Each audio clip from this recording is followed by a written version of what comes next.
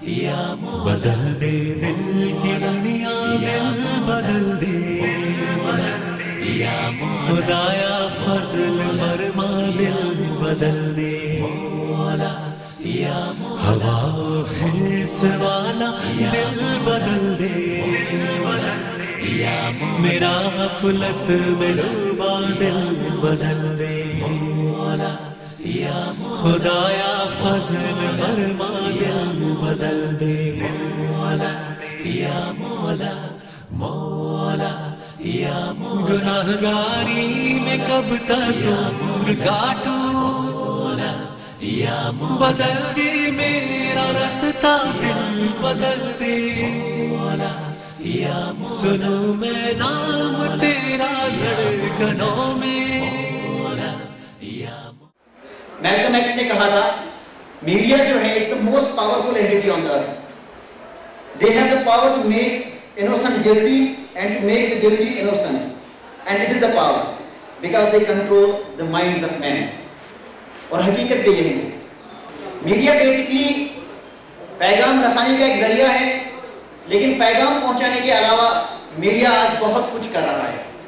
और अगर बाज लोगों के नजदीक ये बात कही जाए कि अगली दुनिया वेपनरी की जंग पे मुबनी नहीं होगी बल्कि मीडिया की जंग पे मुबनी होगी, तो शायद वो बईद अज़ हकीकत नहीं होगा। मीडिया आज की दुनिया का एक इंतहाई पावरफुल और इंतहाई अज़ीमुश्शान इदारा है। आप एक ही बात को दो मीडिया चैनल्स पे, दो मीडिया के अखबारों के जरिए या दो शख्सियतों के प्रेजेंटेशन के जरिए बिल्कुल दो मुख्तलिफ अंदाज से पेश कर रहे हैं। मीडिया मुल्कों की जंगों को बनाने और बिगाड़ने में अहम रोल अदा करता है। मीडिया कल्चर्स को बनाने, डिस्टॉर्ट करने, कल्चरल मैसेज को प्रोपेगेट करने, सिविलाइजेशंस को ग्लोबल बनाने और एंटरटेनमेंट, मूवीज और मुख्तलिफ तरीकों से इंसान के परसेप्शंस को असरअंदाज करने में बहुत ज़्यादा हद तक कामयाब हो चुका है। दूसरी बात, मीडिया चनाचा अब सरहदों से बहुत बाहर आ चुका है और कोई मुल्क, किसी मुल्क की भी सरहद मीडिया पे कोई कंट्रोल नहीं रखती, इसलिए एक ग्लोबल परसेप्शन क्रिएट किया जा रहा है और जो इंटेलेक्चुअल डाइवर्सिटी है वो बहुत हद तक मुतासिर हो रही है। मीडिया के बेपनाह फवाइद हैं, मीडिया के बेपनाह नुकसान हैं। नौजवान तलबा के लिए मीडिया किस तरीके की चीज़ है, उन्हें मीडिया का इस्तेमाल किस तरीके से करना चाहिए और मीडिया उन पर किस तरीके से असरअंदाज होता है। कौमों के उरूज व ज़वाल, कौमों की तामीर और तरक्की और कौमों के इस्तेहसाल में मीडिया का क्या किरदार है। बिलखुसूस पोस्ट कॉलोनियल एरा में मीडिया को किस तरीके से इस्तेमाल किया गया, इसको कैसे वजूद बख्शा गया और आज इसको किस तरीके से नए परसेप्शंस और नए अंदाज को बयान करने में इस्तेमाल किया जा रहा है। फलाह दारैन का बुनियादी मकसद आज इन्हीं दो मुद्दों पे आपके सामने बयान करना है। और हमारे दरमियान जो शख्सियत इस मामले में है वो इंतहाई अज़ीमुश्शान शख्सियत हैं इस उन्वान के हवाले से। बरादर अब्दुल सलाम साहब बेंगलोर से ताल्लुक़ रखते हैं और इस्लामी उलूम में गहराई का अंदाज़ा आप इससे कर सकते हैं कि उन्होंने कुरान करीम का तर्जुमा वहाँ की एक लोकल लैंग्वेज में मुकम्मल तरीके से किया हुआ। आप लोकल लैंग्वेज कन्नड़ में निकलने वाले एक अखबार वार्ता भारती के चीफ एडिटर हैं जिसकी सर्कुलेशन 1 लाख से ज़्यादा है पर डे। आप फाउंडर डायरेक्टर हैं मीडिया सेंटर मैंगलोर के, फाउंडर डायरेक्टर हैं इंस्टीट्यूट ऑफ मीडिया स्टडीज़ के, मैनेजिंग डायरेक्टर हैं मध्यमा कम्युनिकेशंस लिमिटेड के, एग्जीक्यूटिव काउंसिल के मेंबर हैं HDI के, और इसके अलावा इनकी बहुत सारी हैसियतें हैं जो बयान करना अब हमारे लिए कोई ज़रूरी नहीं है क्योंकि अब वो खुद हमारे दरमियान तशरीफ़ फरमा है।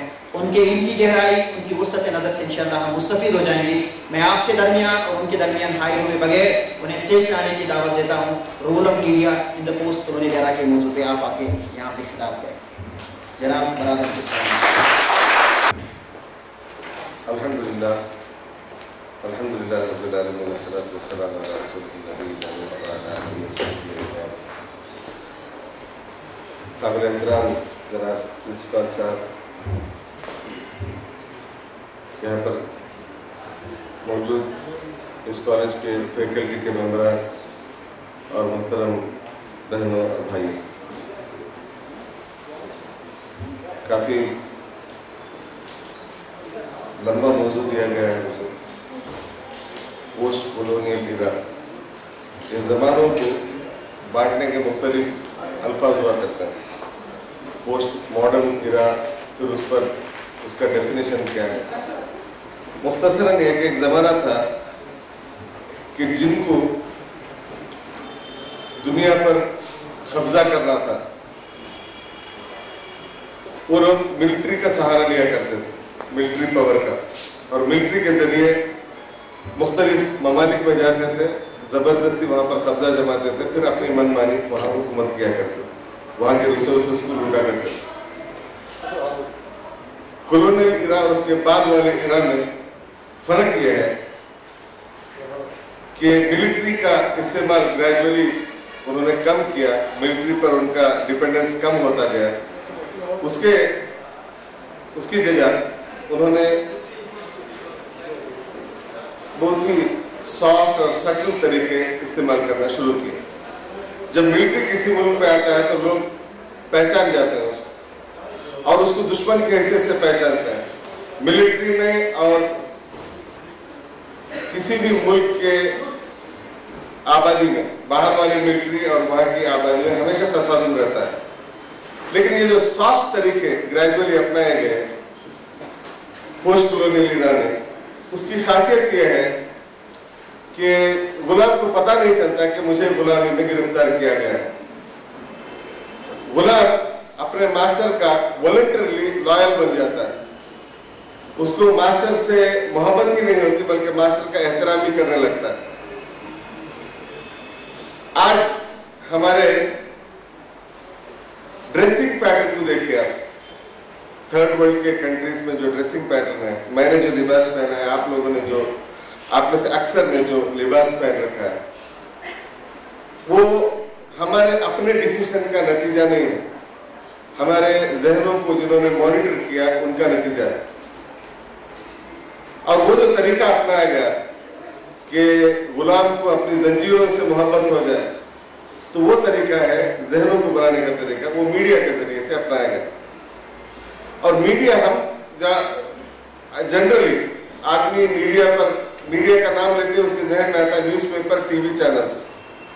हालांकि आज के दौर में मीडिया उससे कहीं ज्यादा वसी है।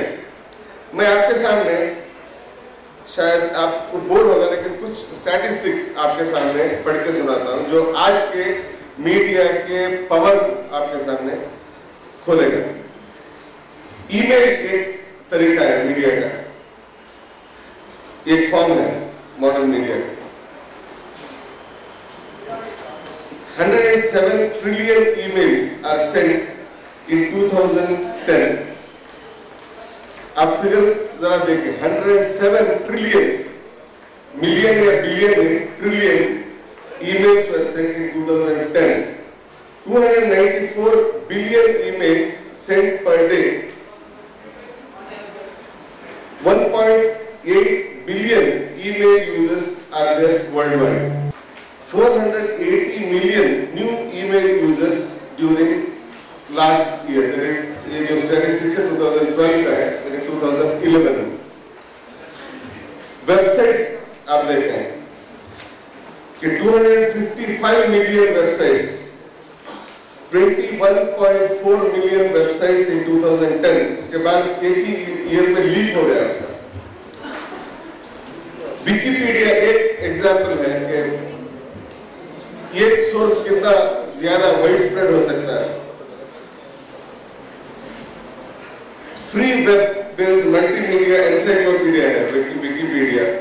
19 मिलियन आर्टिकल्स उसमें है और हर सब्जेक्ट पे, आप किसी भी सब्जेक्ट पे देखिए आपको उसमें आर्टिकल्स मिलेंगे। इंडिया क्या है, इंडिया के स्टेट्स कौन से हैं, इंडिया के प्रोमिनेंट पर्सनैलिटीज कौन से हैं। आपको वेस्ट के बारे में जानने की जरूरत नहीं, इंडिया के, या आप एक पर्टिकुलर स्टेट से ताल्लुक रखते हैं, उसके ताल्लुक से आप ढूंढने निकले, आपको स्टैटिस्टिक्स मिल जाएगा। और उसमें 3.5 मिलियन आर्टिकल जो है इंग्लिश में मौजूद है और दूसरे लैंग्वेजेस में भी आपको चॉइस है। और ये जो आर्टिकल्स कंट्रीब्यूट करने वाले मेरे और आपकी तरह के वॉलंटियर्स हैं, ये इसलिए कि उसकी क्रेडिबिलिटी बढ़ाने के लिए। कंट्रीब्यूटर्स का नाम होता है, हालांकि उसके मॉनिटर करने वाले, उसको एडिट करने वाले अलग होता है। विकिपीडिया में मेरा मजमून छपे तो फिर मैं एतराज नहीं करूंगा अगर उसमें 2-4 सेंटेंसेस बदले जाए। मिसाल के तौर पर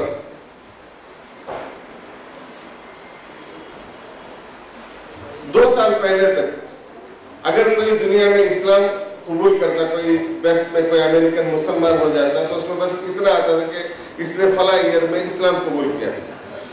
अभी 2 साल से नया डेवलपमेंट है, आप पूरे विकिपीडिया में जाके देखिए कि he embraced Sunni sect of Islam या शिया सेक्ट ऑफ इस्लाम उसमें होगा। इस तरह वो दिन ब दिन इंप्रूव होता जा रहा है, ज्यादा से ज्यादा उसमें प्रिसिशन बढ़ते जा रहा है।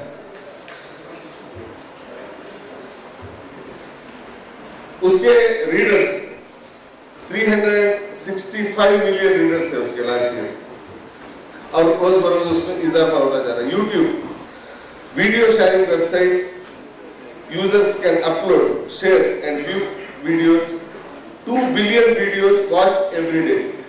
2 billion videos watched every day on YouTube.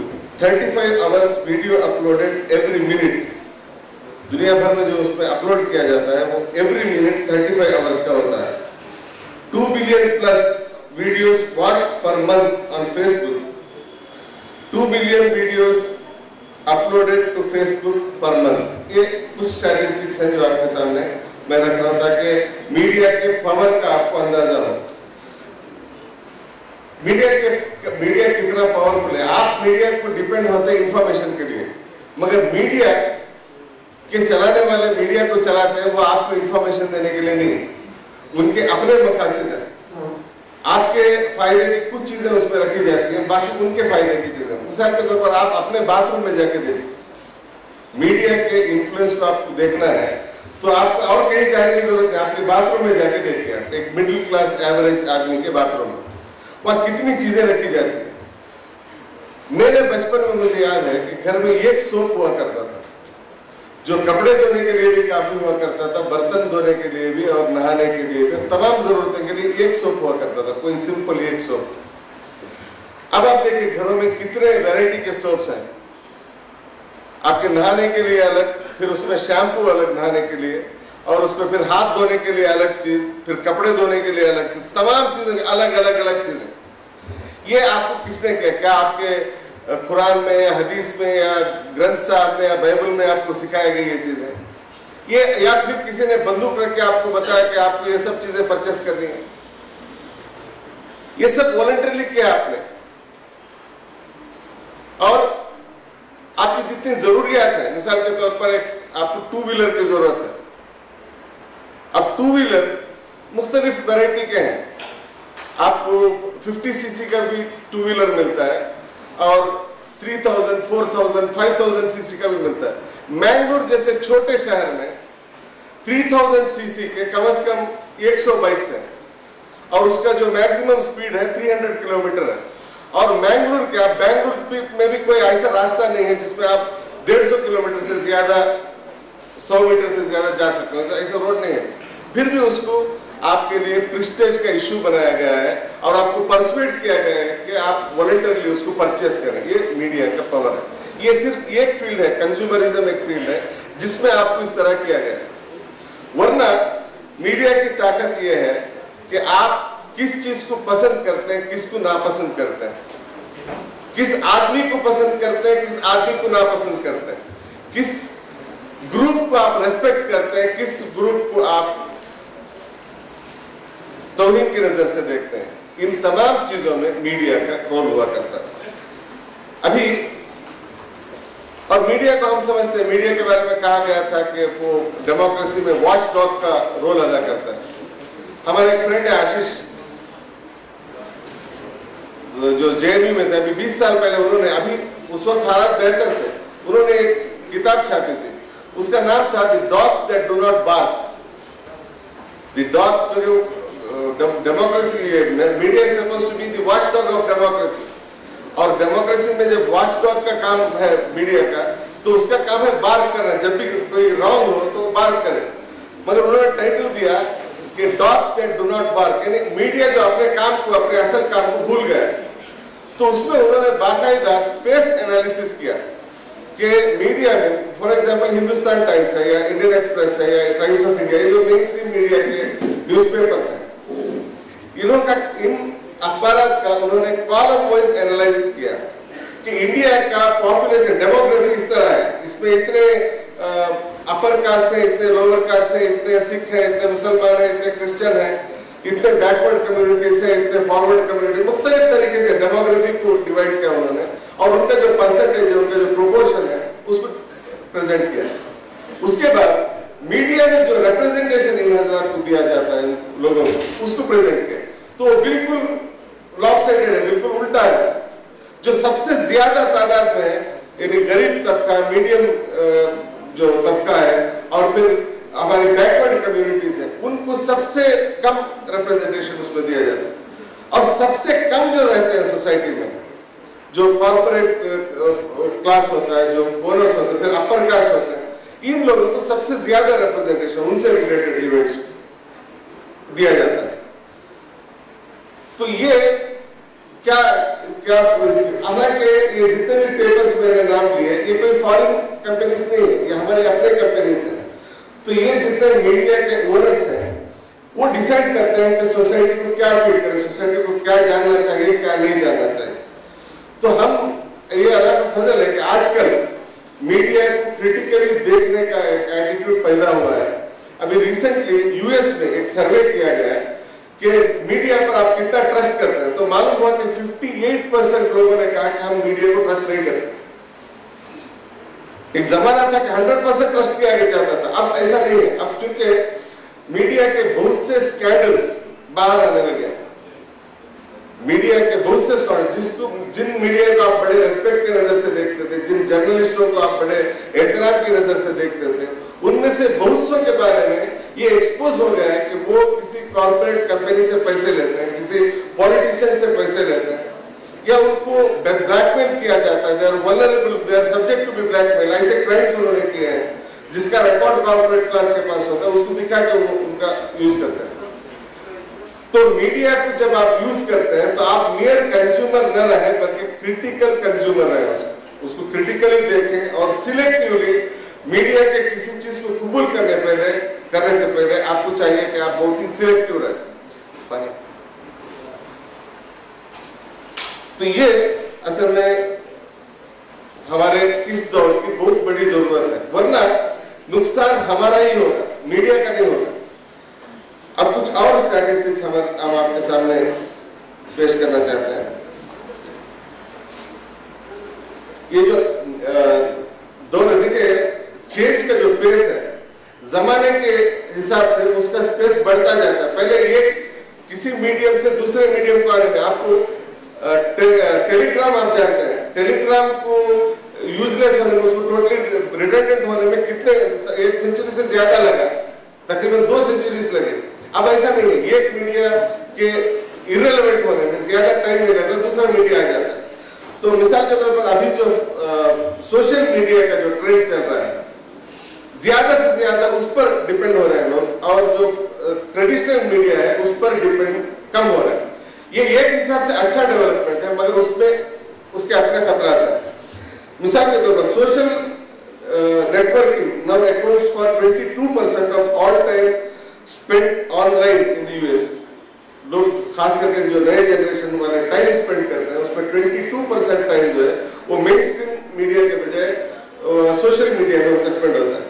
A total of 234 million people, aged between 13 and 15, 13 and 23 and older in the US use mobile devices in December 2009. Mobile अब सिर्फ टेलीफोन कम्युनिकेशन के लिए नहीं है, उसमें दूसरे तमाम तरह के कम्युनिकेशन उसमें होता है।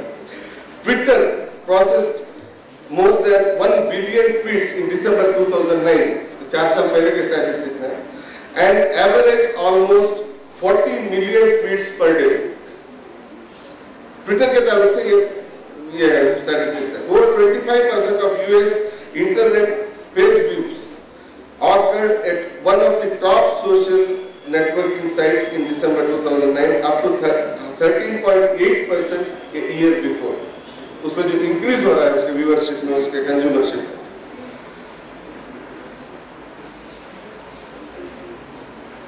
अभी एक नया डेवलपमेंट आया कि हम देखते हैं कि एक 30 साल पहले जो मीडिया कंपनीज थे वर्ल्ड में, टीवी कंपनीज या इस तरह के जो मीडिया के न्यूज़पेपर्स इस तरह के, उसमें जो मेजर कंपनीज थे उसमें से 80% कंपनीज जो है वो 50 कॉर्पोरेट्स के पास थी।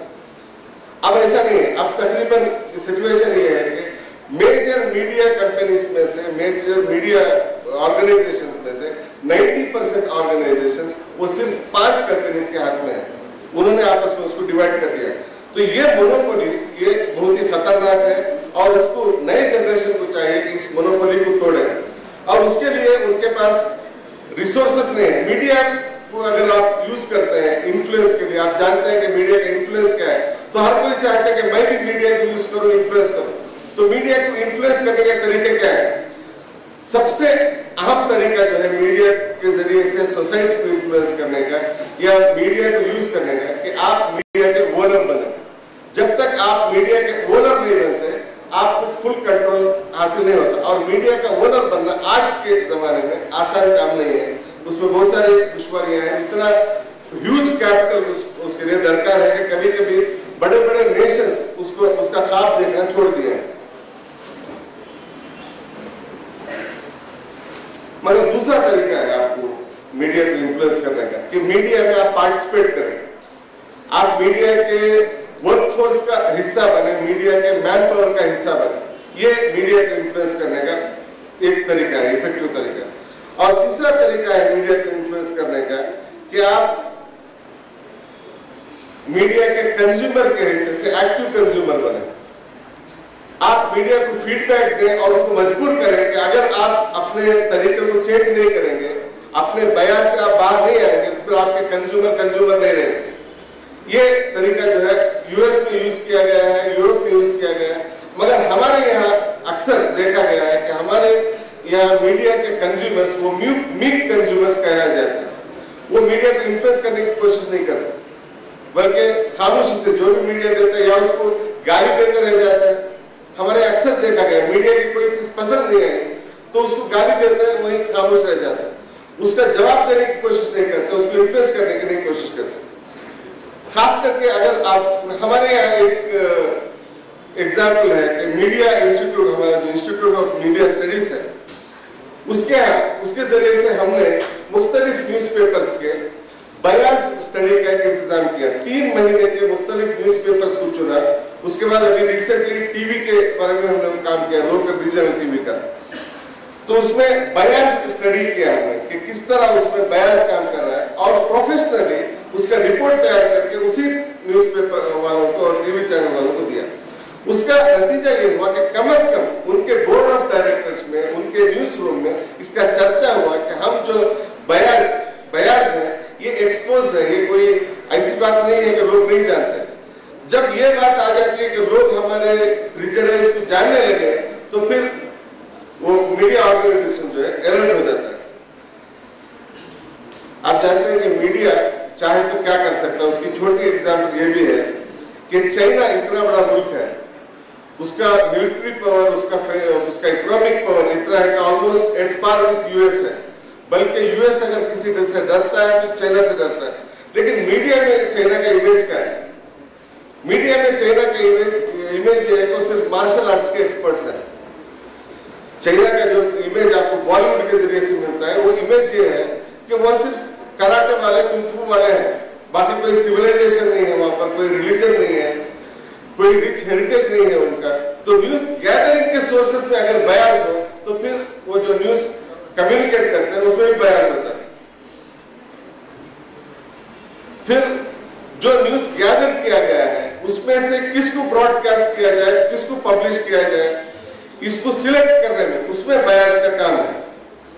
फिर न्यूज के इंफॉर्मेशन के प्लेसमेंट में किसको कहां जगह दी जाए। मिसाल के तौर पर एक इवेंट चलता है, एक इवेंट जिससे इमेज ये मिलता है कि इंडिया में जो बुद्धिस्ट कम्युनिटी है वो बहुत ही इंटेलिजेंट कम्युनिटी है, इस तरह का एक इंफॉर्मेशन आता है।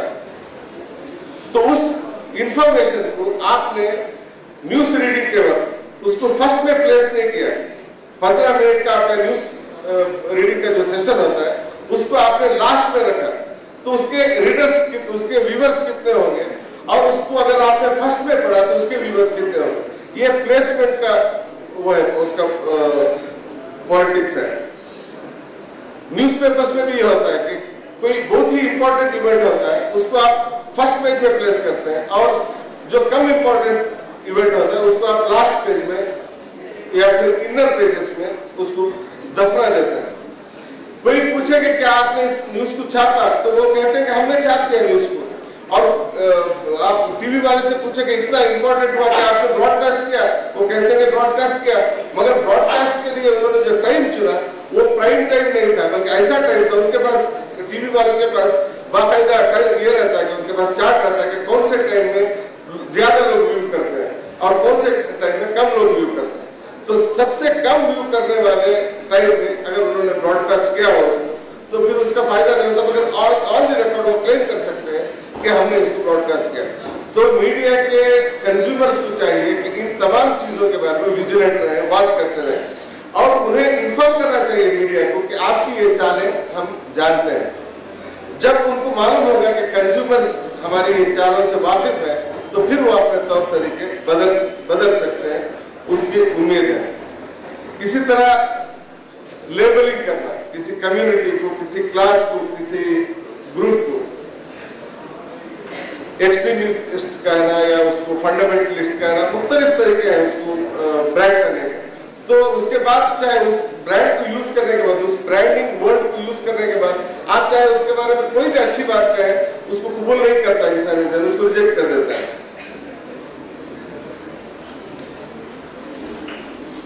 मीडिया, हम जहां तक मॉडर्न मीडिया का ताल्लुक है, कोई भी इंस्ट्रूमेंट है मॉडर्न कम्युनिकेशन का, मास कम्युनिकेशन का, सोशल कम्युनिकेशन का, उससे जब हम नाराज होते हैं, उसके तौर तरीकों से जब हमको इत्मीनान नहीं होता, तो हमें याद रखना चाहिए कि मीडिया का अपना कोई रिलीजन नहीं होता, मीडिया का अपना कोई आइडियोलॉजी नहीं होता।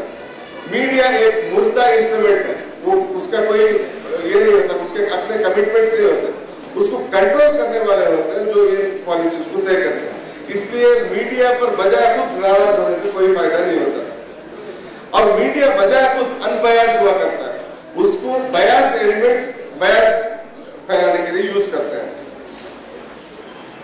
आप में से जिन हजरात को इंटरेस्ट है कि वो मीडिया के तौर तरीकों को चेंज करना चाहते हैं, तो उनको चाहिए कि लाइक माइंडेड लोगों का ग्रुप बनाए, जैसे जेएनयू में है, एएमयू में है।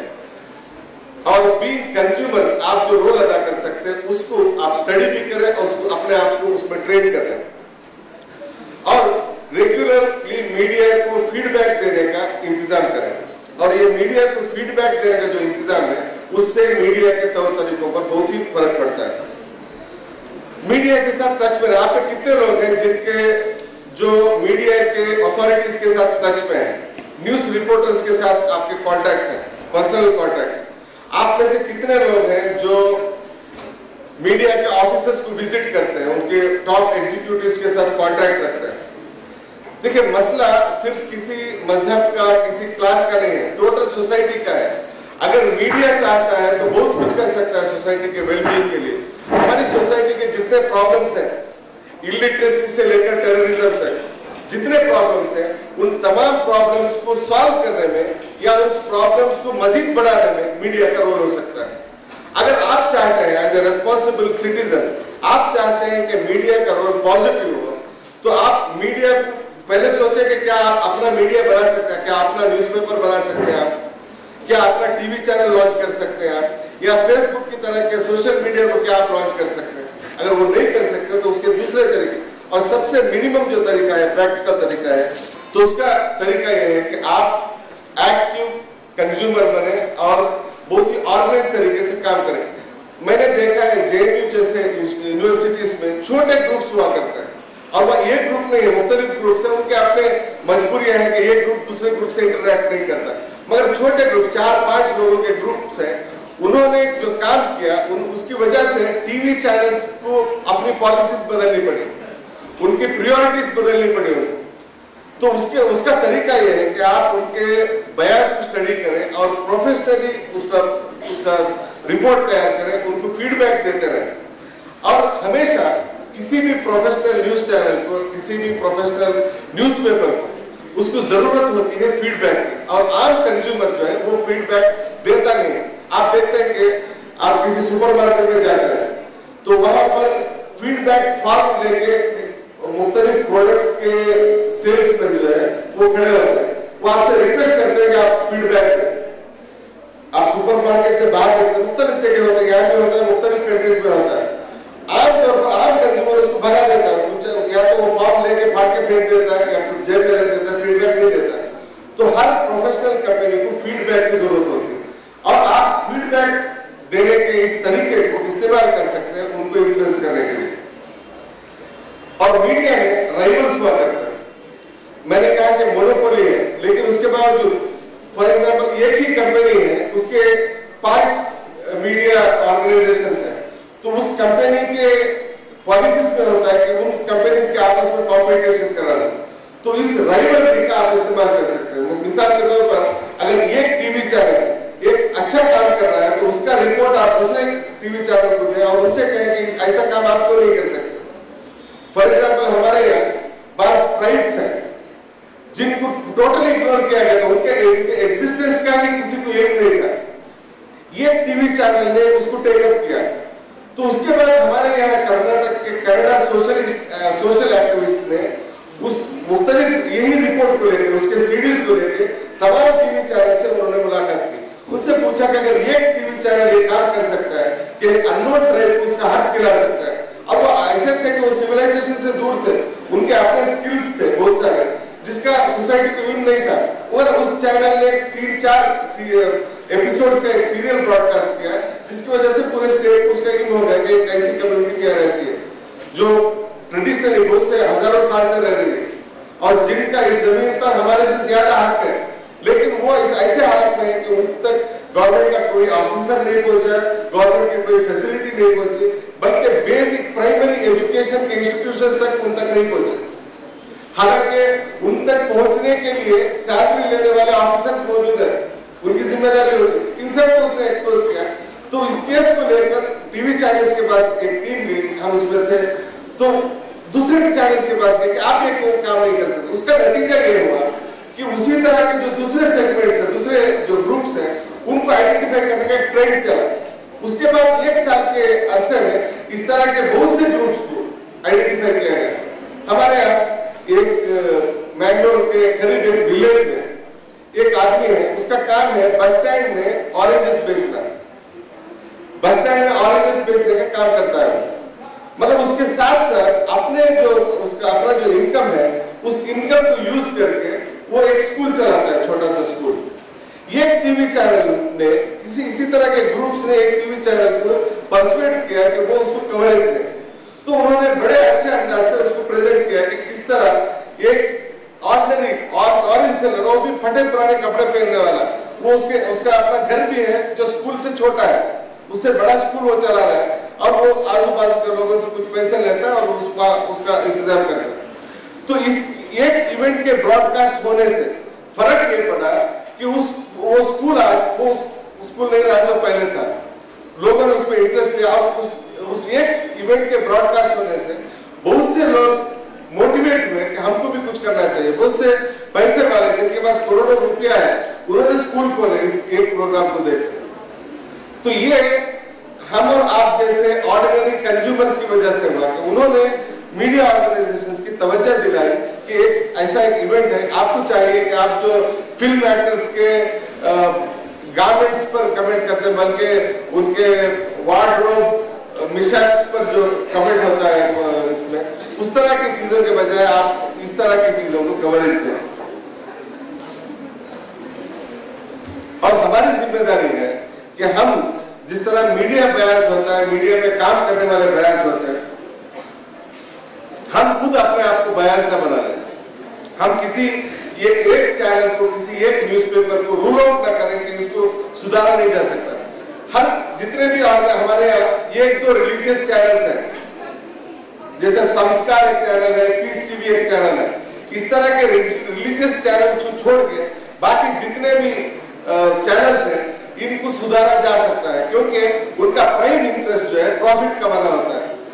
वो जितने भी बयास एक्सप्रेस करते हैं, जो भी करते हो, मगर उनका अल्टीमेट इंटरेस्ट जो है पैसे कमाना होता है। जब आप उनको ये मैसेज देते हैं कि अगर आप इस तरह का बयास एटीट्यूड अपनाएंगे तो फिर आपके कमर्शियल इंटरेस्ट को हार्म होगा, तो फिर वो अपना तरीका बदलाएंगे। तो उसको आपको प्रूव करके दिखाना होगा और आपको अपने जैसे दूसरों को मोटिवेट करना होगा कि वो भी अपना फीडबैक जो है उस टीवी चैनल को या उस न्यूज़पेपर को दे। और ये बातें मैं तजुर्बे की बुनियाद पर कर रहा हूँ। हजारों एग्जाम्पल्स है कि इस तरह मीडिया के एटीट्यूड को बदलाने की कोशिश की गई और उसमें कामयाबी मिली। और आमतौर पर हमारे यहाँ मीडिया को सबसे पहले हम अप्रोच करते हैं, मीडिया को हम सबसे पहले अप्रोच करते हैं हमारा कोई मजमून लेकर, हमारा कोई आर्टिकल ले जाते हैं और हम चाहते हैं कि हमारा नज़म से हमारे टीवी चैनल्स वाले इसको जोक के तौर पर बोलते हैं। आज 4 लोग आए थे हमारे पास अपनी शायरी लेकर के, शायरी को आप हमारे ब्रॉडकास्ट कीजिए। कोई आर्टिस्ट आता है अपना आर्ट लेके आता है, तो अपनी चीजों को ले जाने के बजाय अपनी सोसाइटी की चीजें ले जाइए। अपनी सोसाइटी के रियलिटीज जो है उसको आप क्रिटिकल नजर से देखिए, उसमें कौन सी चीज अच्छी है, कौन सी चीज बुरी है, कौन सी चीज ऐसी है जिसको दूसरों के तवज्जो में लाने की जरूरत है, दूसरों के इल्म में लाने की जरूरत है, कौन सी चीज ऐसी है जिसके खिलाफ अवेयरनेस पैदा करने की जरूरत है। जैसे हमारे यहाँ बेंगलोर में ड्रग एडिक्शन का एक प्रॉब्लम है, जिसमें हम देखते हैं कि कोई ड्रग एडिक्ट है तो हम इनसेंसिटिव रहते हैं कि कोई ड्रग एडिक्ट है। जब हमको पता चलता है कि हमारा छोटा भाई या हमारा पड़ोसी, हमारा कजिन वो उसका विक्टिम है, तब हम अवेयर हो जाते हैं कि ये ऐसा मसला नहीं है कि जो स्ट्रीट्स पे हो, वो मसला हमारे घर तक आ गया है। तो इस तरह के मसाइल को, इस तरह के प्रॉब्लम्स को, जो तमाम के प्रॉब्लम्स हैं उन पर हम नजर रखें और कोशिश करें कि मीडिया उस प्रॉब्लम को सॉल्व करने में सोसाइटी की मदद करे। मीडिया, मैंने कहा कि वो खुद मुर्दा चीज होती है, उसके अंदर जिंदगी भरना, उसको डायरेक्शन देना, उसमें एक अच्छा खासा रोल आप लोग अदा कर सकते हैं। और एक चीज, आप में से कितने लोग हैं जिन्होंने जर्नलिज्म को अपना करियर बनाने का फैसला किया है? जर्नलिज्म को एज ए करियर अपनाने के आप में से कितनों का इरादा है? देखिए, बहुत कम लोग हैं। क्रिकेटर बनने के मुकाबले में या डॉक्टर, हमारे यहाँ जो 50 साल पहले था डॉक्टर बनाएंगे और इंजीनियर बनाएंगे, तीसरा कोई कुछ नहीं। तो जर्नलिज्म जो है उसमें अच्छा खासा स्कोप है। एक तो कमाने का स्कोप है सबसे पहले, और दूसरा आप जिस सोसाइटी में रहते हैं उसको इन्फ्लुएंस करने का स्कोप है। अगर आप सेंसिटिव ह्यूमन बीइंग हैं, आप ऐसे इंसान हैं जो दूसरों के दर्द को पहचानते हैं, दूसरों के जरूरतों को पहचानते हैं, तो मीडिया एक बहुत अच्छा जरिया है जिसके जरिए से आप ये काम कर सकते हैं। और उसके लिए एक अच्छा रास्ता है कि आप मीडिया को अपना करियर के तौर पर इस्तेमाल करें। तो मैंने मेरे ख्याल से अपनी बातें आपके सामने पेश की।